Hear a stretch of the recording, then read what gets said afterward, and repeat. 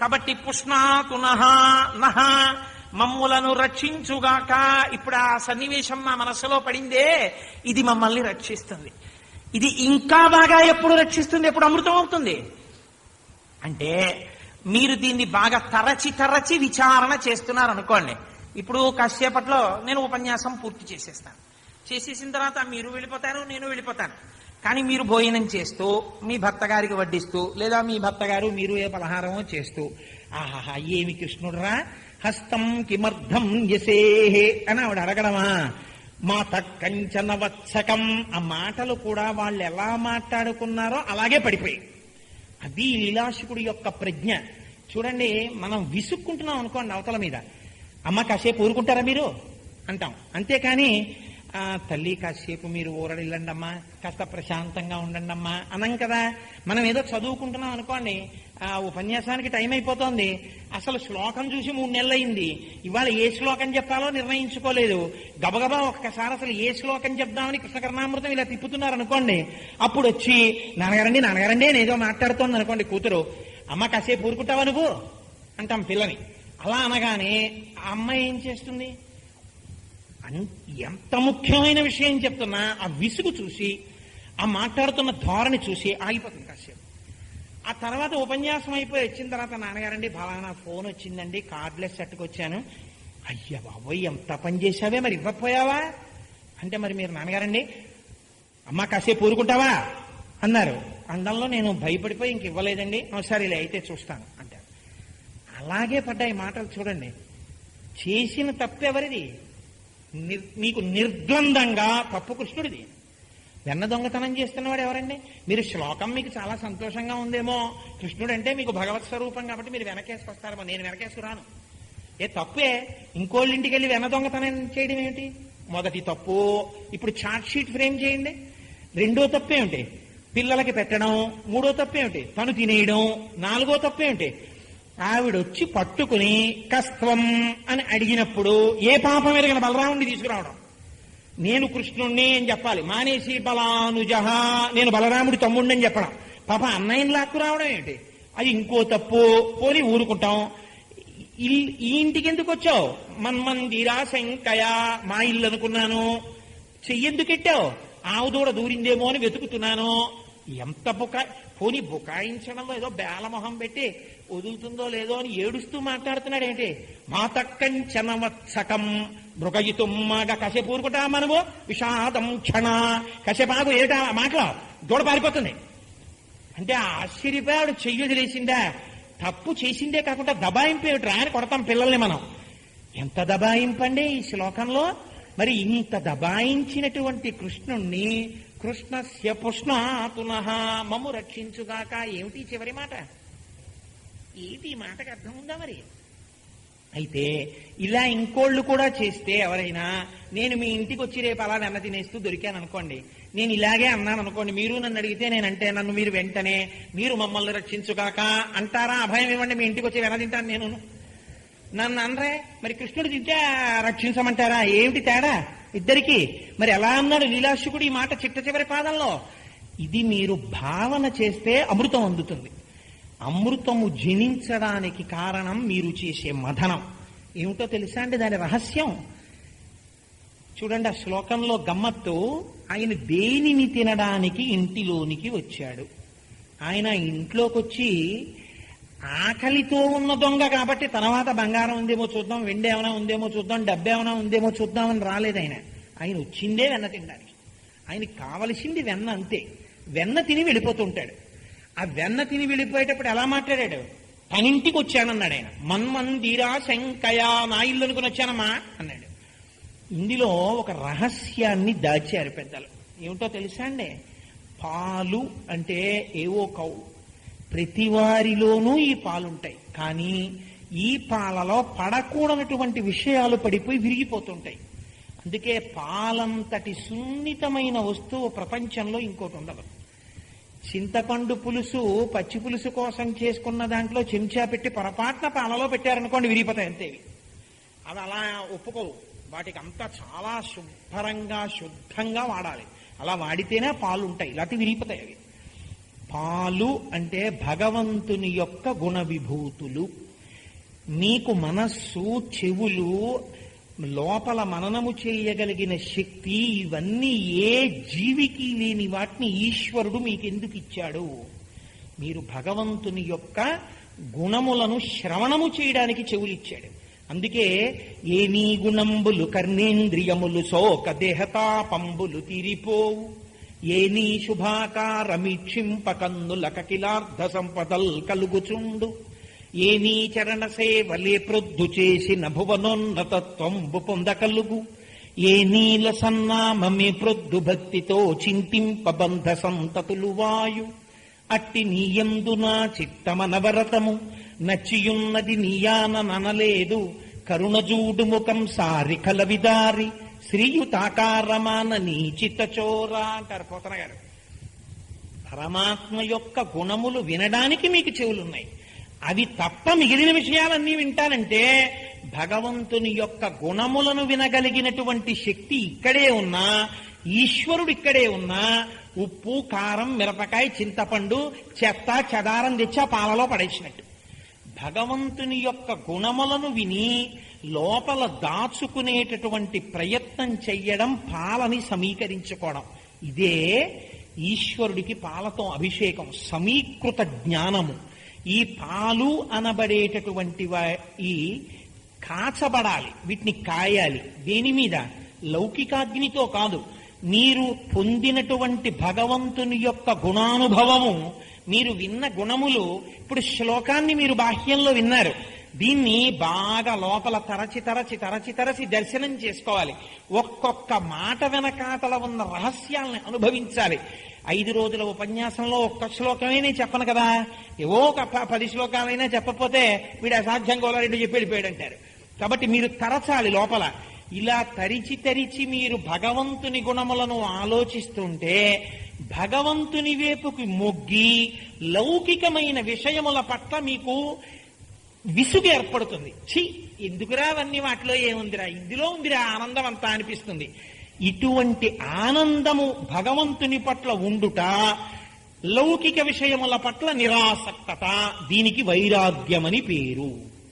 ఈ నిరాసక్తతతో కూడినటువంటి ధోరణి అంకురించిన నాడు మీరు కుటుంబంలో ఉన్నా వచ్చిన నష్టం ఏం లేదు. సంసారాలు వదిలి అరణ్యాలకే పారిపోక్కర్లేదు, ఆశ్రమాలకి పారిపోలక్కర్లేదు, కుటుంబంలో ఉండొచ్చు. మిగిలిన విషయాల పట్ల నిరాసక్తత, ఈశ్వరుని యందు ఆసక్తత, ఆనందం అది ఉందనుకోండి, మీరు ఎప్పుడు నిరంతరం భగవంతుణ్ణి ఆ లోపల ఆనందంతో అనుభవిస్తూ ఉంటారు. వైరాగ్య సంపత్తి, ఇతర విషయాల పట్ల మీకు మక్కువ లేదు.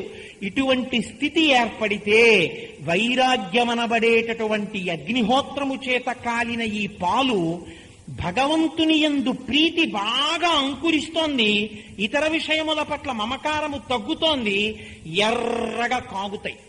మా చిన్నతనంలో ఆవు పాలు ఆ దాలి మీద కాచండి అనేవారు. ఆవు పిడకలన్నీ చిన్న చిన్న ముక్కలు చేసి పెట్టి దాని మీద చక్క మూత ఓరగిలా పెడితే పొంగిపోకుండా పాలు తెట్టు కట్టి ఎర్రగా కాగేవి. అవి తోడు పెట్టి మర్నాడు పోస్తే కమ్మటి వాసనతో ఉండేది ఆ ఆవు పాల పెరుగు. అలా ఈ వైరాగ్య సంపత్తితో కూడినటువంటి భగవంతుని యొక్క గుణానుభవము ఎర్రగా కాగుతాయి. ఇప్పుడు ఇలా ఎర్రగా కాగినంత మాత్రం చేత ఉపయోగం ఉండదు. దీనికి అంతకన్నా పైమెట్టులో భగవంతుణ్ణి అనుభవించినటువంటి వాడు ఒక ఆయన ఉన్నాడు, ఆయన గురువు. ఆ గురువు శాస్త్రానుభవాన్ని పొందాడు. ఆ శాస్త్రానుభవం పొందినటువంటి గురువు యొక్క పాదముల దగ్గర కూర్చుని భగవంతుని అనుభవించినప్పుడు కలిగినటువంటి ఆనందాన్ని మీరు వినాలి. అదే మీరు లీలాశకుడిది వింటున్నారు. విన్నప్పుడు ఆయనలో ఉన్న పెరుగు అది కదలిక లేకుండా నిలబడిపోయినటువంటి ఘనరూపం. ఈ పెరుగు వచ్చి ఇందులోకి కలిసింది. ఇప్పుడు ఈ పెరుగు ఇందులోకి రాగానే ఇది కూడా పెరుగైపోతుంది. గురు పరంపర ఎలా వస్తుంది? ఒక గురువు దగ్గర శిష్యుడు కూర్చుని విని విని విని విని విని విని తాను గురువు అయిపోతాడు. అంటే గురు పరంపర నడుస్తూ ఉంటుంది. సదాశివ సమారంభాం శంకరాచార్య మధ్యమాం అస్మదాచార్య పర్యంతాం వందే గురు పరంపరాం. అలా పెరుగొచ్చి ఇందులోకి వచ్చింది, ఇది కూడా పెరుగైపోయింది. అంటే సత్వగుణము చేత ఘనీభవించి తోడుకుంది. ఇప్పుడు ఈ తోడుకున్నటువంటి పెరుగు తోడుకునే వరకు కదపకూడదు.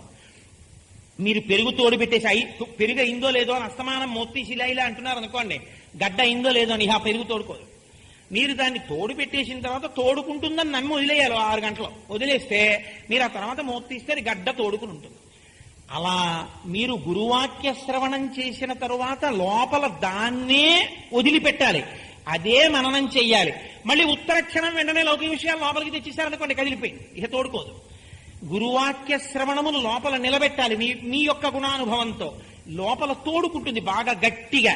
ఇప్పుడు అందులోకి మననమనబడేటటువంటి కవ్వాన్ని దింపి భక్తి అన్న తాడు చుట్టాలి, చుట్టి చిలకాలి. అంటే అలా స్మరణ చెయ్యాలి. అబ్బబ్బా ఏమనుభవించాడు రా మహానుభావుడు, నిజంగా చిన్ని కృష్ణుడు, ఓ చిన్ని కొప్పు, దానికి ముత్యాల సరాలు, అందులో ఓ నెమలి పించం, అమ్మ కట్టిన చిన్ని పట్టు పంచ, ఆ మెళ్ళో ఒళ్ళో దోపుకున్నటువంటి బొడ్డులో దోపుకున్న పిల్లన గ్రోవి, ఆ చిన్ని చిన్ని చేతులకి వేసిన బంగారు మురుగులు, ఆ చిన్ని చిన్ని చేతులు, దాంతో తీసిన వెన్న ముద్దలు, కుండలోంచి ఆ చేతితో తీస్తే మాత్రం ఎంత వెన్న అయిపోతుంది, ఇంతంత వెన్న వచ్చి ఉంటుంది. ఆ కృష్ణుడి చేతిలో వెన్న చేతుల్లో పెట్టినప్పుడు తిన్నటువంటి ఆ గోపకాంతలు, గోపాల బాలురు ఎంత అదృష్టవంతులో. వాళ్ళ అసాధ్యం కులం వాళ్ళు చూడు, తీరా ఆవిడ వచ్చేటప్పటికి చల్లగా పారిపోయారు. పాపం చిన్ని కృష్ణయ్య దొరికిపోయాడు. అయినా ఎంత బుకాయించేశాడు. అసలు భయం ఉందేమిటి? భయనాశన, ఆయనకి భయం ఏమిటి అని మీరు లోపల అనుభవిస్తుంటే అందులోంచి పైకి తేలింది ఒకటి, అదే వెన్న. ఇప్పుడు ఈ వెన్న ఏం చేస్తుంది?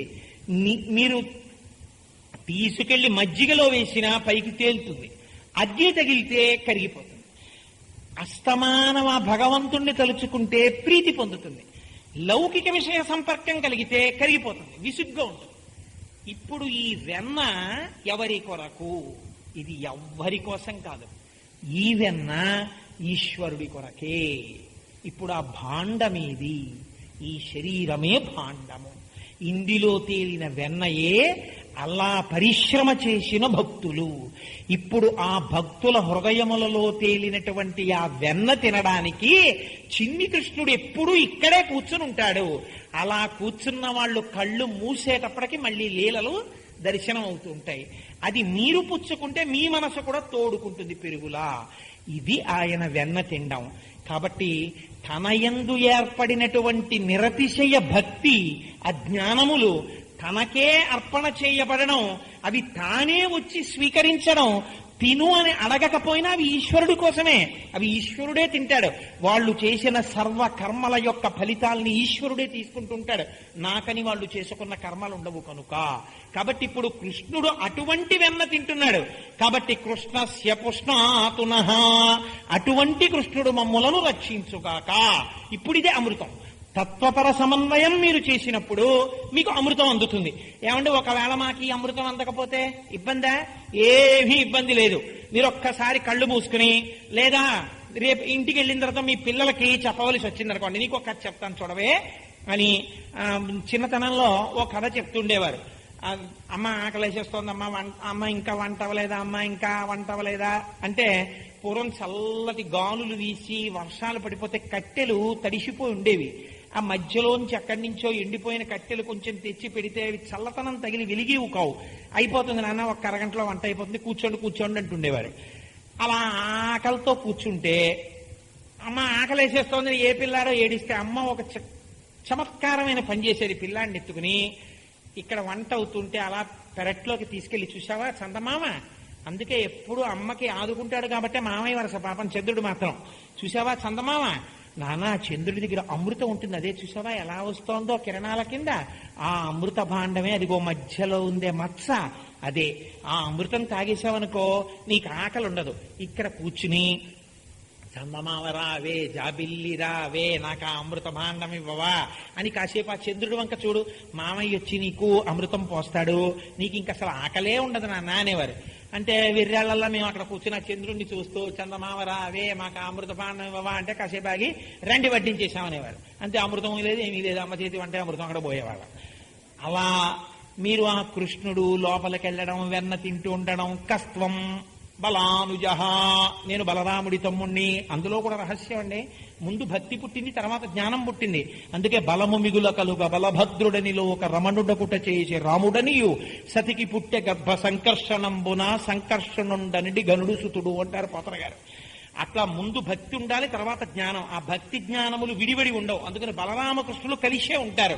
అందుకే కస్త్వం బాల అంటే బలానుజహ అంటాడు ఆయన వెంటనే.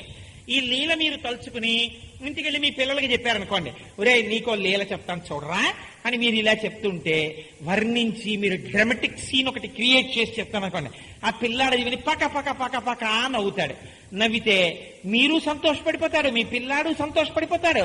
ఆ కృష్ణ లీల మీ మనస్సుని పట్టుకుంటుంది. పట్టుకోగానే అదే అమృతాన్ని స్రవిస్తుంది. కాబట్టి అటువంటి సన్నివేశాన్ని మనకి మహానుభావుడు లీలాశకుడు ఇచ్చాడు. మీకు ఇలాంటిదే ఇంకొక శ్లోకాన్ని విజ్ఞాపన చేస్తాను ఇవాళ. కనీసం ఒక 2 శ్లోకాలు చెప్పానన్న తృప్తి నాకుంటుంది. ఇది చాలా గొప్ప శ్లోకం. ఈ శ్లోకం నేను చదువుతున్నప్పుడు నేను ఇతపూర్వం గుర్తు చేసిన వాళ్ళు తప్ప ఎవరికైనా ఏదైనా గుర్తొస్తోందేమో నాకు చెప్పండి. కరారవిందేన పదారవిందం ముఖారవిందే వినివేశయంతం వటస్య పత్రస్య పుటేశయానం బాలం ముకుందం మనసా స్మరామి. ఏమన్నా గుర్తొచ్చిందా చలపతిరారు మీకు? కరారవిందేన పదారవిందం ముఖారవిందే వినివేశయంతం వటస్య పత్రస్య పుటేశయానం బాలం ముకుందం మనసా స్మరామి. ఎంత అందంగా ఉంటాయండి ఆ శ్లోకాలు కూడా. పిల్లల దగ్గర నిజంగా మీరు ఒక 2-3 మాటలు ఆ శ్లోకం చదివారనుకోండి, వాళ్ళు వెంటనే పట్టేసుకుని ఆ శ్లోకాల్లో ఉన్న అందానికి వెంటనే మీ వెనకాల అనేస్తారు. కరారవిందే నపదారవిందం. నిజంగా లీలాశకుడు అనుభవించిన ప్రక్రియ చూడండి. నేను అన్నాను కాబట్టి చెప్పేస్తాను. ఇది ఎక్కడ చదువుతారో తెలుసా అండి శ్లోకాలు? వటపత్రశాయి అయి చిన్ని కృష్ణుడు వెంకటాచల క్షేత్రంలో అలివేలు మంగమ్మ అమ్మవారి గుడి పక్కనున్న ఒక గుడిలో ఉన్నాడు. పిల్లలు లేని వాళ్ళు ఏమైనా ఉద్యోగాలు రాకపోవడం, లేకపోతే ఉద్యోగంలో ఉండగా ఉద్యోగం భంగం జరగడం, ఇలాంటివి జరిగితే అది వెంటనే ఆ సమస్య పరిష్కరింపబడాలి అంటే గంట తీసుకెళ్లి ముక్కు కింద కడతారు. కట్టి ఆ చిన్ని కృష్ణుడిని ఒక్కసారి మా చేతిలో పెట్టండి అని అడుగుతారు. అడిగితే ఇలా చుట్టుకుని పడుకున్నటువంటి ఆ శేషశయనం మీద మర్రాకు మీద పడుకున్నటువంటి చిన్ని కృష్ణుణ్ణి తెచ్చి చేతుల్లో పెడతారు. భార్యాభర్తలు ఇద్దరు పట్టుకుంటారు. పట్టుకున్న తర్వాత ఒక వృద్ధ అర్చక స్వామి ఉంటారు అక్కడ. ఆయన చేతుల కింద చేతులేసి అమ్మాయి ఇప్పుడు ఊపండి అని ఊపిస్తారు. అది బరువుగా ఉంటుంది, కొంచెం జాగ్రత్తగా పట్టుకుని మనం ఇలా ఊపుతుంటే ఈ శ్లోకం చెప్పిస్తారు. మీరు ఎప్పుడైనా వెళ్ళినప్పుడు చూడండి, లీలాశకుడు ఎలా వర్ణించాడో అలాగే ఉంటుంది ఆ మూర్తి. కరారవిందే నపదారవిందం ముఖారవిందే వినివేశయంతం. కరారవిందేన, అరవిందము అంటే తామర పువ్వు. తామర పువ్వుకి అనేకమైనటువంటి పేర్లున్నాయి, కానీ ఆ పేర్లన్నీ వాడలేదు లీలాశకుడు. అరవిందం అన్న మాట వాడారు. అరవిందం అంటే అమరకోశంలో అర్థం ఏమిటో తెలుసా అండి? కేసరములు కలిగినటువంటి దాన్ని అరవిందము అని పిలుస్తారు. కరారవిందేన, ఆ చిన్ని కృష్ణుడు మర్రాకు మీద పడుకుని ఉంటాడు. ఈ స్వరూపాన్ని వటపత్రశాయి అని పిలుస్తారు. ఇప్పుడు ఆ వటపత్రశాయిని ధ్యానం చేస్తున్నాడు ఆయన. ఎటువంటి వటపత్రశాయి అంటే లోకాలన్నీ లయమైపోతాయి. అంటే ప్రళయ జలములు అనే జలములు వచ్చి ముంచెత్తేస్తాయి. లోకంబులు లోకేశులు లోకస్తులు తెగిన తుది అలోకంబగు పింజీకటి కావలయవ్వండే కృతి వెలుగు అతని నేసేవింతున్నంటారు పోతన గారు. లోకాలన్నీ చీకటైపోయి ప్రళయ జలాలతో మునిగిపోయిన తరువాత ఒక మర్రాకు ఒకటి తేలుతూ ఉంటుంది. ఈ నీళ్ల మీద తేలుతున్నటువంటి మర్రాకు మీద ఒక చిన్ని కృష్ణుడు పడుకుని ఉంటాడు. ఈ పడుకున్న కృష్ణుడు నిద్రపోతూ ఉంటాడు. ఎంత చిత్రంగా ఉంటుందంటే ఆ మూర్తి మీరు చూసి తీరాలి ధ్యానంలో. ఆ చేత్తో కాలు పట్టుకుంటాడు. పట్టుకుని ఆ కాలు బాగా దగ్గరగా లాక్కుని కాలి బొటన వేలుని తన నోట్లో పెట్టుకుని చీకుతూ ఉంటాడు. అలా నోట్లో చీకుతుంటే ఈ కాలు ఇలా తీసి నోట్లో పెట్టుకున్నాడేమో ఈ తొడంతా కనపడుతుంటుంది. అమ్మ కట్టినటువంటి చిన్ని లంగోట లాంటిది ఒకటి ఉంటుంది. పెట్టుకుని ఒక కాలు మాత్రం ఇలా చాపి కొంచెం వంచి పడుకుంటాడు. పడుకుని ఈ 2 చేతులతోటి ఇలా పట్టుకుని ఆ బొటన వేలు చీకుతుంటాడు. ఇలా చీకుతూ పడుకున్నటువంటి కృష్ణుడు ఎవరున్నాడో ఆయనని వటపత్రశాయి అని పిలుస్తారు. ఈ వటపత్రశాయి ఎందుకు అలా ఉండాలి? ఇది వర్ణన చేస్తున్నాడు లీలాశకుడు. ఆయనకి దర్శనమైంది మనస్సులో. ఎలా దర్శనమైందిట? కరారవిందే నపదారవిందం. ఆయనకి రెండూ తామర పువ్వుల్లాగే కనపడుతున్నాయి. కర అరవిందం, చెయ్యి తామర పువ్వులాగే ఉంది, పాదము తామర పువ్వులాగే ఉంది. ఎందుకు తామర పువ్వులో ఉంది? అరవిందం అంటే కేసరములు ఉన్నది, చేతికి వేళ్లున్నాయి. అందుకని చిన్ని కృష్ణుడు. మీరు చూడండి, సంటి పిల్లలు ఉంటారు, వాళ్ళు సాధారణంగా గుప్పిళ్ళు ఇలా మూసుకుని పడుకుంటారు. ఈ గుప్పిళ్ళు ఇలా మూసుకుని ఉన్నప్పుడు ఆ చిన్ని చెయ్యి ఇలా పట్టుకుంటే మెత్తగా ఉంటుంది. ఆ మెత్తగా ఉన్న చెయ్యికో ఇంత చిన్న అరిచెయ్యి, ఆ అరిచేతికి ఉన్నటువంటి వేళ్లు మీరు పువ్వుల పొట్లం విప్పినట్టు ఇలా విప్పారనుకోండి, విప్పితే సన్నగా పెసరకాయలంతంత వేళ్ళు, ఆ పెసరకాయలంతంత వేళ్లకు మళ్ళీ ఇంతింటి చిన్ని చిన్ని తెల్లటి గోళ్ళు. ఆ గోళ్ళు మెత్తగా ఇలా అంటే నొక్కుకుంటున్నట్టుగా ఉంటాయి పసిపిల్లలకి. అంత చిన్ని చిన్ని బుజ్జి బుజ్జి చేతులు, అంత చిన్న చేత్తో అంత చిన్న కాలు పట్టుకుని ఆ కాలు ఇలా పైకెత్తితే ఈ చెయ్యి తామర పువ్వులా ఉంది, ఇలా వేళ్లు కనపడుతుంటే కేసరముల్లా ఉన్నాయి. ఆ పట్టుకున్న కాలు అదో తామర పువ్వులా ఉంది, దానికి వేళ్లున్నాయి, అందుకని అది కేసరములతో కూడిన తామర పువ్వులా ఉంది. ఇప్పుడు ఆయన ఈ కాలు పట్టుకుని చేత్తో ఇలా ముందుకి తీసుకుని ఆ బొటన వేలు నోట్లో పెట్టుకున్నాడు. కరారవిందే నపదారవిందం ముఖారవిందే వినివేశయంతం. ఇప్పుడు ముఖం ఎలా ఉందిట? అదో అరవిందం, అదో తామర పువ్వులా ఉందిట.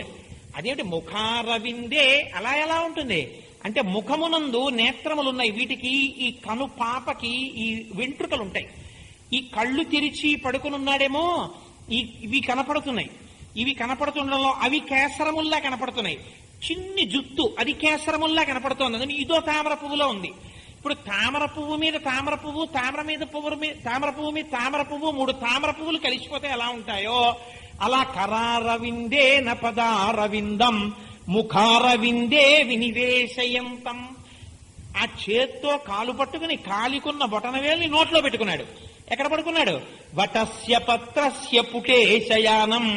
ఆ మర్యాకుని చిన్న దొప్పలా చేసుకుని ఆ మర్యాకులో పడుకున్నాడు. వటస్య పత్రస్య పుటేశయానం బాలం ముకుందం మనసాస్మరామి. అటువంటి బాలముకుందుడికి నేను నమస్కరిస్తున్నానన్నారు. వటపత్రశాయం లేదైనా ఏమి బాలం ముకుందం, ఎందుకు ఆ మాట అన్నాం అంటే ఇందులో ఒక పెద్ద రహస్యం ఉంది. మీరు ఎంతకాలము తిరగగలరు? ఈ విశ్వము ఎంతకాలం ఉన్నదో అంతకాలము తిరుగుతారు. ఈ తిరిగినవాడు భక్తి కోసం, భగవంతుడి కోసం గురువుల చుట్టూ తిరిగినటువంటి వాడు ఒక జన్మలో కాకపోతే ఒక జన్మలో భగవంతుని యొక్క అనుగ్రహాన్ని పొంది మోక్షాన్ని పొందేస్తాడు. దాన్ని ఆత్యంతిక ప్రళయము అని పిలుస్తారు, లేదా మహాప్రళయము అని పిలుస్తారు. ఆ మహాప్రళయం అంటే తాను ఆ భగవంతుని యొక్క జ్ఞానాన్ని పొంది మోక్షాన్ని పొందేయడం. ఆత్యంతిక ప్రళయము అని ఒకటి ఉంటుంది. అప్పుడు ఇంకా భగవంతుణ్ణి పొందలేక ఇంకా అజ్ఞానంలో ఉండిపోయిన జీవులు ఉంటారు. వీళ్ళు ఇంకా అలా ఏవో కోరికలతో తిరుగుతూనే ఉంటారు. ఓరి విర్రాడా, ఈ కాళ్లతో నువ్వు సుఖం కోసం, ఆనందం కోసం ఎన్ని చోట్ల తిరిగినా నీకు ఆనందము లేదు. దుఃఖము యొక్క అభాస నీకు సుఖముగా కనపడుతోంది అంతే లోకంలో. ఆనందమని అనకు. నువ్వు దుఃఖము లేకపోవడం సుఖము అనిపించుకుంటున్నావు. కేవల సుఖము ఎవ్వరికీ ఉండదు. ఎందుకని? నేనే ఉన్నాను అనుకోండి, ఆఫీస్కి బయలుదేరిపోయాను, స్కూటర్ తాళాలు కనపడలేదు. ఇప్పుడు నాకేమైంది? దుఃఖం వచ్చింది. అయ్యో ఏమిటో స్కూటర్ తాళాలు కనపడలేదు, ఇల్లు వెతికేశాను, అది వెతికేశాను, ఇది వెతికేశాను. ఫోన్లండి నేను ఆటోలో వెళ్ళిపోతాను, మీరు తర్వాత వెళ్ళండి అని ఆవిడ వెళ్ళిపోతోంది. నీకేం నువ్వు వెళ్ళిపోతున్నావు, రోజు నేను దిగబెట్టాలి, కానీ మరి నేను ఎలా వెళ్తాను ఆఫీస్ కంటే మీరు వాళ్ళకి ఆటో వెళ్ళిపోండి. ఓ సలహా బారేసి వెళ్ళిపోయింది. మీరు ఇల్లంతా వెతికేస్తున్నారు. అప్పుడు మీకు అయ్యో ఏమైపోయాయో, నాకు నా స్కూటర్ తాళాలని దుఃఖం కలిగింది, బాధ కలిగింది. ఇంతలో చూసుకుంటే చిటికిన వేలికి తగిలించుకున్నారు స్కూటర్ తాళాలు. హార్ని ఇక్కడే ఉన్నాయిరా అన్నారు. వెంటనే మనస్సులో సుఖం వచ్చింది. నిజంగా సుఖం కొత్తగా ఏమైనా వచ్చింది ఏమిటి? దుఃఖం వచ్చింది కొత్తగా అంతే. వచ్చిన దుఃఖం పోయింది, సుఖం మళ్ళీ వచ్చినట్టు అనిపిస్తోంది. మళ్ళీ ఆ సుఖాన్ని దుఃఖం వచ్చి కప్పుతోంది, కప్పినప్పుడు సుఖం పోయినట్టు అనిపిస్తోంది. మళ్ళీ కొన్నాళ్ళు ఏడిచిన తర్వాత ఈ దుఃఖం పోయి మళ్ళీ సుఖం వచ్చేసినట్టు అనిపిస్తోంది. ఆ వచ్చినట్టు అనిపించిన సుఖానికి శాశ్వతత్వం లేదు, ఉండిపోయిన దుఃఖానికి శాశ్వతత్వం లేదు. ఈ రెండు మారుతున్నాయి. మారిన ఈ రెండూ ఆనందము కావు. దుఃఖస్పర్శ సుఖస్పర్శ లేకుండా మీలో మీరు రమించిపోయే స్థితి ఏది ఉందో అది ఆనందం. అలా ఆనందం బయట దొరకదు. అంతర్ముఖ సమారాధ్య బహిర్ముఖ సుదుర్లభ. బయట వెతికితే దొరకదు, ఇక్కడ దొరుకుతుంది ధ్యానంలో. కాబట్టి ఇక్కడ దొరికే ఆనందం ఇక్కడ వెతకడం మానేసి లోకంలో వెతుకుతున్నావు, తిరిగి కాళ్ళు అట్టుకు తిరుగుతున్నావు. తిరిగితే దొరకదు. కాబట్టి ఎప్పుడు దొరుకుతుంది అంటే ఈ కాలి బొటన వేలిని తన నోటిలో పెట్టుకున్నాడు. అంటే కాలు తిరగడం మానేసి లోపల ఆంతరమునందు ఉన్నటువంటి ఈశ్వరుణ్ణి దర్శనం చేయడానికి ధ్యానం వైపుకి నువ్వు నడిస్తే నీకు నిజమైన ఆనందము అక్కడ దొరుకుతుందని నాకు చెప్పి ఆ ఆనందానుభవమే మోక్షముగా చేసి నాకు మోక్షమిచ్చిన మహానుభావుడెవరున్నాడో, నాకు ఈ జ్ఞానమును బోధ చేసిన జగద్గురు ఎవరున్నాడో అటువంటి బాలం ముకుందం మనసా స్మరామి. అటువంటి ముకుందుణ్ణి నేను మనసు పెట్టి మనస్సులో తదేక ధ్యానమునందు నేను ఆయనను స్మరించుచున్నాను. స్మరణము అన్న మాటకి మీరు ఒకటి గుర్తుపెట్టుకోండి. స్మరణము అంటే కేవలము మనస్సుకి సంబంధించినది. కాలు స్మరించదు, చేయి స్మరించదు, కన్ను స్మరించదు, ముక్కు స్మరించదు. స్మరించగలిగినది ప్రపంచంలో ఒక్కటే, అదే మనస్సు. సంకల్ప వికల్ప సంఘాతము. మనస్సు దేనిని స్మరిస్తుంది? మీరు దేని యందు ప్రీతి అని దానికి నేర్పారో దాన్ని స్మరిస్తుంది. నా మనస్సుకి నేను బాగా డబ్బు అలవాటు చేశాను అనుకోండి, దాన్ని స్మరిస్తుంది. నా మనస్సుకి భార్య యందు ప్రీతి అలవాటు చేశాను అనుకోండి, దాన్ని స్మరిస్తుంది. పిల్లల్ని అలవాటు చేశాననుకోండి, పిల్లల్ని స్మరిస్తుంది. మీరు అప్పజెప్పిన ఈ ఏ వస్తువులు మిమ్మల్ని ఉద్ధరించేవి కావు. ఎందుకనంటే ఇవి కాలములో వచ్చాయి, కాలములో వెళ్ళిపోతాయి. కాబట్టి వాటి యందు ప్రీతి ఎంతవరకు అవసరమో అంతవరకు ఉంచుకోవడం వైరాగ్యం. ఉండి ఏ వస్తువు మిమ్మల్ని ఉద్ధరిస్తుందో దాని యందు నిరతిశయ ప్రీతిని మీరు పొందితే మీరు ఎక్కడ ఉన్నా మనసు స్మరిస్తూ ఉంటుంది. ఇది ప్రధానం. మీరు ఆఫీస్కి వెళ్ళండి, ఓసారి స్మరిస్తుంది. ఏదో పని చేసుకుంటూ మధ్యలో టైం దొరికింది అనుకోండి, లీలాశుకుల వారి శ్లోకంలోనండి నిజంగా కస్త్వం బాల బలానుజ ఇదేం విన్నారు? ఇంకా రేపు విందురు గాని రేపటి రోజున చెప్తాను కొన్ని శ్లోకాలు. అసలు ఈ లీలాశుకుడు మహానుభావుడు ఏం అనుభవించారా అనిపిస్తుంది మీకు. నిద్రలో కూడా ఆయన ఆ కృష్ణుడు ఎలా పలవరించాడో, తల్లి ఏం చేసిందో చెప్తారు. ఏమి శ్లోకాలు మహానుభావుడివి. ఇప్పుడు మీకు ఏమవుతోంది? స్మరణ, దాని యందు ప్రీతి ఉందనుకోండి, మనసు మళ్ళీ అస్తమానం దాన్ని స్మరించి దాని గురించి మాట్లాడుతుంటుంది. అంటే మీరు అలవాటు చెయ్యవలసినది ఆ వస్తువునందు ప్రీతి.